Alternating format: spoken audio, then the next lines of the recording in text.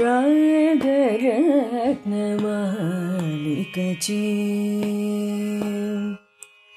రాగరత్నమాలికచే రంజిల్లునటహరే శతరాగరత్నమాలికచే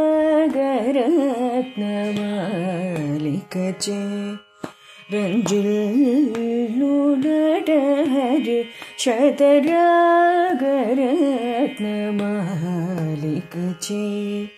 రంజిల్లునటహరే శతరాగరత్నమాలికచే రంజిల్లునటహరే శతరాగరత్నమాలికచే.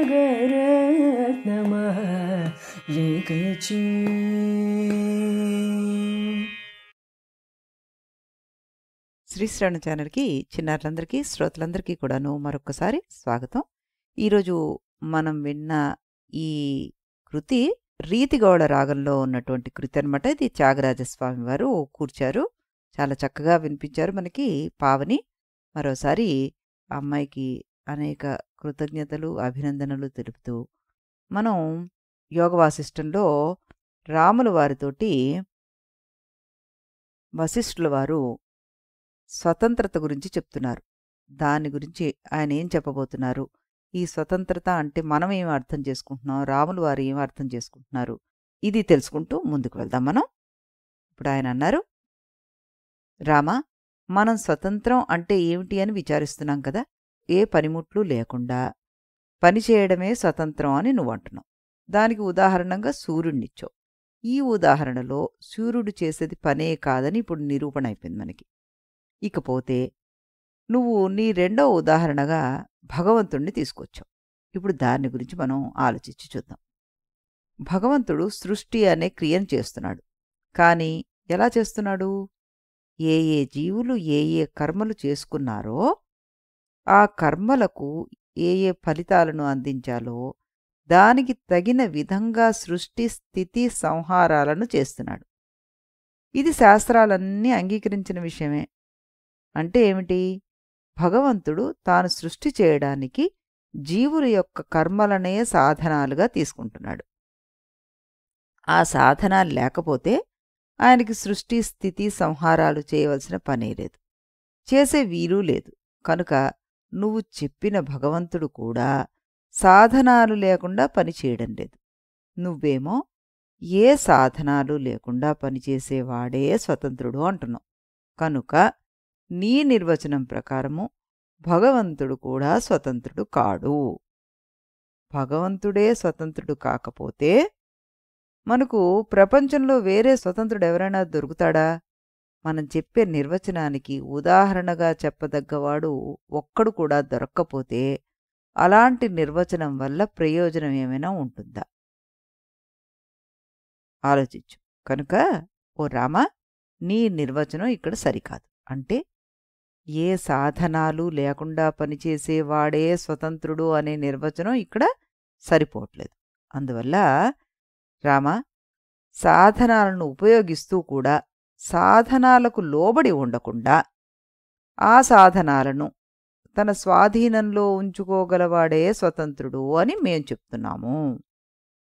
ఈ నిర్వచనం ప్రకారము భగవంతుడు అస్వతంత్రుడు కాడు. ఎందుకంటే ఆయన సృష్టి స్థితి లయలు చేయడానికి జీవుల యొక్క కర్మలను సాధనాలుగా వాడుకుంటున్నాడు. అంతేగాని ఆ కర్మలకు లోబడి తాను ప్రవర్తించడం లేదు. ఇది మనం ఇక్కడ గట్టిగా గుర్తుపెట్టుకోవాల్సిన విషయం.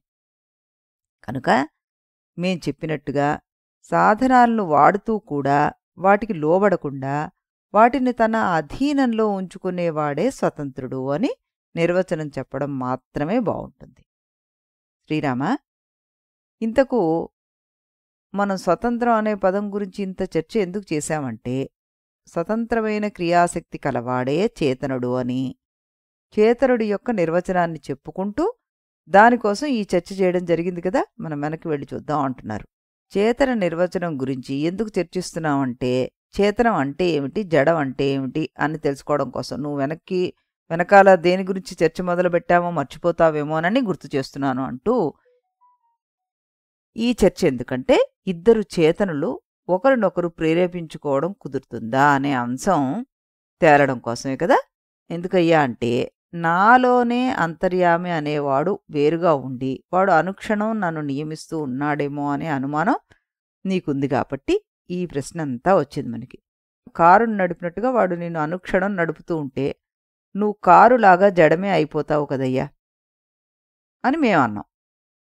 నువ్వేమో నడిపేవాడు గొల్లవాడిలాంటివాడు, నేనేమో గోవుల్లాంటి వాడును, ఇద్దరము చేతనలమే అన్నావు.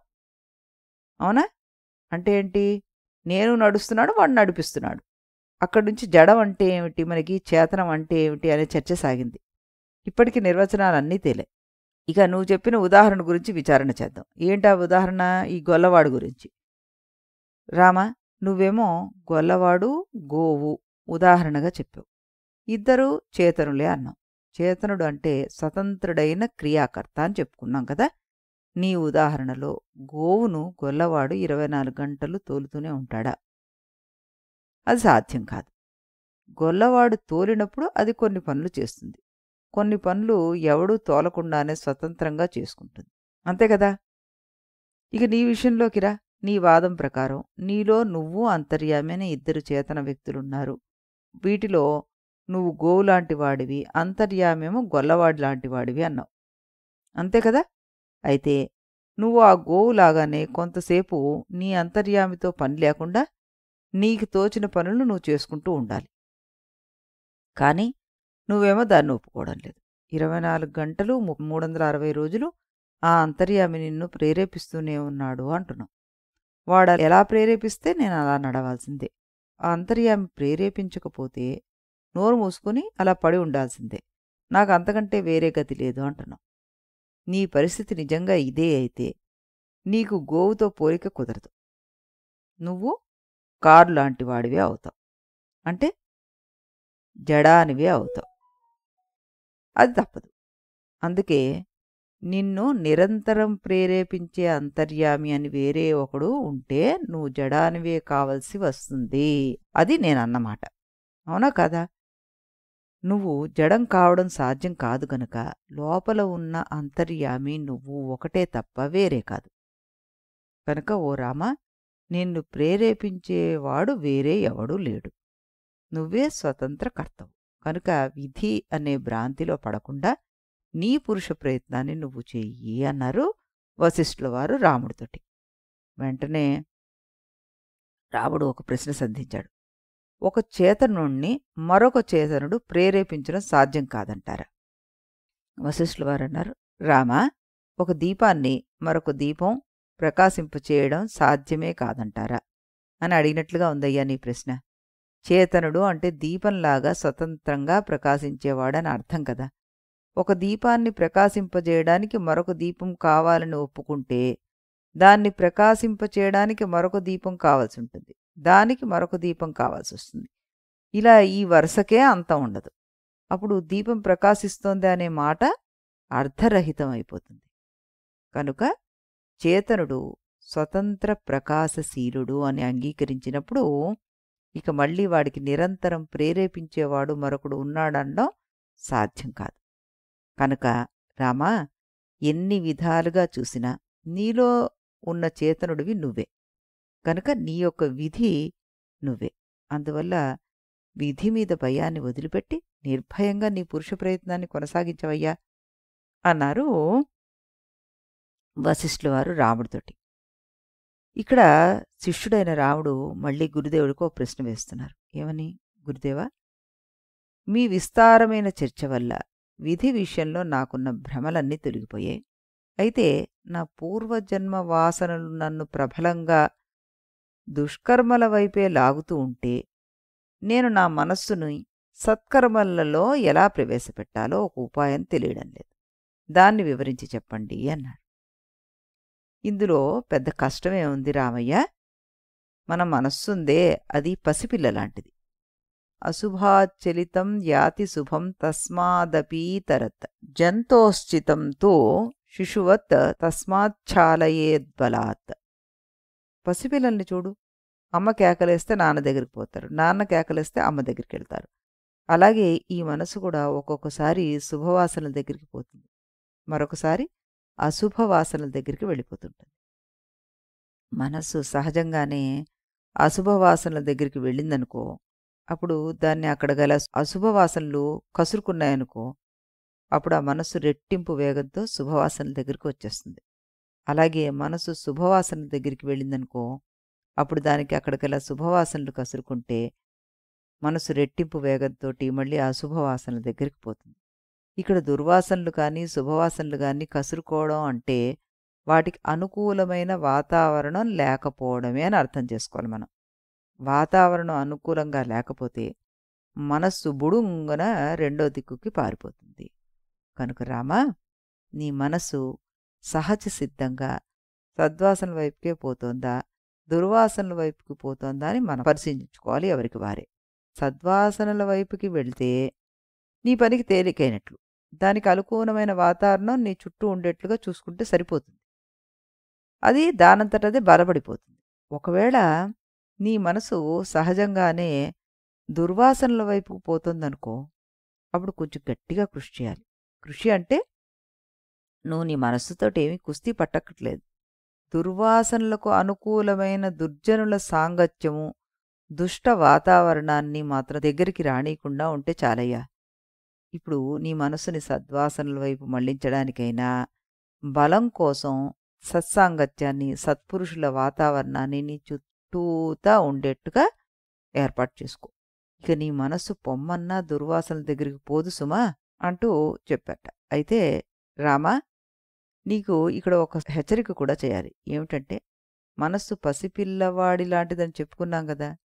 పసిపిల్లవాడికి మొదట్లో తల్లిదండ్రులు కొన్ని అలవాట్లు చేసి ఉన్నట్లుండి ఆ పద్ధతులు మార్చేసి కొత్త పద్ధతులు మొదలుపెట్టమని గోలగోల చేశారనుకోండి, వాడికి అది అర్థం కాక ఇది అర్థం కాక పిచ్చికిపోతుంది. అలాగే నువ్వే నీ పూర్వజన్మలో చేసిన అభ్యాసం వల్ల నీ మనస్సుకి దుష్టవాసనలు పట్టి ఉన్నట్లయితే ఆ మనస్సును నువ్వు ఈనాడు మంచి మార్గంలోకి తిప్పాల్సిందే. పిల్లవాడికి నోట్లో వేలు మానిపించినట్లుగా ఉపాయంగా, నేర్పుగా, మెల్లిమెల్లిగా మార్పు తీసుకురావాలి కానీ మూర్ఖంగా, క్రూరంగా, అతివేగంగా ఆ పని చేయకూడదు. సమతాన్ స్వాంతనేనాశు న ద్రాగిది శనై శనై పౌరుషేణైవ యత్నేన పాలయేచిత్త బాలకం. పురుష ప్రయత్నం చేయమన్నాం కదా అని ఉపాయం లేకుండా మోటుగా మనస్సును విరగొట్టుకోకూడదు. ఈ హెచ్చరికను ఎప్పుడూ మనసులో పెట్టుకోవాలి రామా. అప్పుడు నీ మనస్సు శుభవాసనల వైపుకే వెళ్తుంది అంటూ ఆయన చెప్పారనమాట. అప్పుడు రాములు వారు ఒక ప్రశ్న వేశారు మళ్ళీ. ఏంటిది? గురుదేవా, నా మనస్సు ఒక్కోసారి శుభవాసన వైపుకు వెళ్తుంది, మరోసారి అశుభవాసనల వైపుకు వెళ్తుంది. వీటిలో ఏది బలంగా ఉందో, ఏది బలహీనంగా ఉందో నాకే సరిగ్గా అర్థం కావడం లేదు. అలాంటప్పుడు నేనేం చెయ్యాలి? భేష్ రామ, చాలా మంచి ప్రశ్న వేశావు. పూర్వజన్మలో శుభవాసనో అశుభవాసనో ఏదో ఒకటి నువ్వు గడ్డగట్టించుకున్నావు. అది నువ్వు చేసుకున్న పని. అది ఏదైనా నీకు ఇవాళ కావాల్సింది మాత్రం శుభవాసన. అందుకోసమని నువ్వు వెనకాల జన్మలో ఏం చేసావు, నీ పాత ఖజానాలో ఏ కర్మలున్నాయి అనే ఆలోచన మానేసి ఇప్పుడు సద్వాసనలకు అనుకూలమైన వాతావరణాన్ని పెంచుకోవాలి. అంటే ఇప్పుడు దుర్జన సాంగత్యం వదిలేసి సజ్జన సాంగత్యాన్ని బాగా పెంచుకోవాలి. ఈ సజ్జనులు చెప్పిన తీరుగా నీ ఆలోచనలు మలుచుకోవడానికి ప్రయత్నం చెయ్యాలి. సజ్జనులు చెప్పిన రీతిగా మంచి మాటలు నేర్చుకోవాలి. వారు చెప్పిన విధంగా నీ చేతలను సరిదిద్దుకోవాలి. ఆ రకంగా ఇప్పుడు ఈనాడు ఇక్కడ నువ్వు నీ సద్వాసనలు గట్టిగా గడ్డగట్టించుకోవాల్సిందే. వాసనౌఘస్త్వాయ పూర్వం అభ్యాసేన ఘనీకృతః శుభో వ్యాపశుభో వాపి శుభమధ్య ఘనీకురు. పూర్వం నువ్వు శుభాన్ని గడ్డగట్టించావో అశుభాన్ని గడ్డగట్టించావో తెలీదు. ఒకటి మాత్రం తెలుసు, దేన్ని గడ్డగట్టించినా నీ అభ్యాస బలంతోటి గడ్డగట్టించావు, అంతవరకు ఖాయం. ఇప్పుడు నువ్వు ఆ అభ్యాస బలాన్నే ఆశ్రయించు. అయితే ఈ మాటు శుభమధ్య ఘనీకురు, శుభాన్ని మాత్రమే గడ్డకట్టించుకోవయ్యా. రామయ్య, పూర్వం చేసిన అభ్యాసం వల్ల ఒక రకమైన వాసనలు ఘనీభవించి ఇవాళ దుష్ఫలితాన్ని ఇస్తున్నాయి. ఆ ఫలితాల్ని చూసి అయ్యో, పూర్వం ఎలాంటి పాడు పనులు చేశానో అని విలపించే బదులు ఒక సత్యాన్ని గ్రహించాలి. ఏమిటంటే గట్టి అభ్యాసంతోటి ఏ పనులు చేసినా సరే వాటికి కొంచెం వెనుకో ముందో మంచి ఫలితాలు వచ్చి తీరుతాయి. మన అనుభవమే మనకు నిరూపిస్తుంది. అలా గ్రహిస్తే మనకు వచ్చే లాభం ఏంటంటే ఇవాళ మనం చేసే మంచి ప్రయత్నాలకు వెంటనే ప్రత్యక్ష ఫలితాలు కనిపించకపోయినా పూర్వజన్మలో చేసిన అభ్యాసాల యొక్క ఫలితం ఈ జన్మలో అందుకున్నట్లుగా ఇప్పుడు మనం చేసే అభ్యాసాల యొక్క ఫలితం కనీసం వచ్చే జన్మలోనైనా మనకు అంది తీరుతుంది అనే విశ్వాసం మనకు దృఢపడుతుందన్నమాట.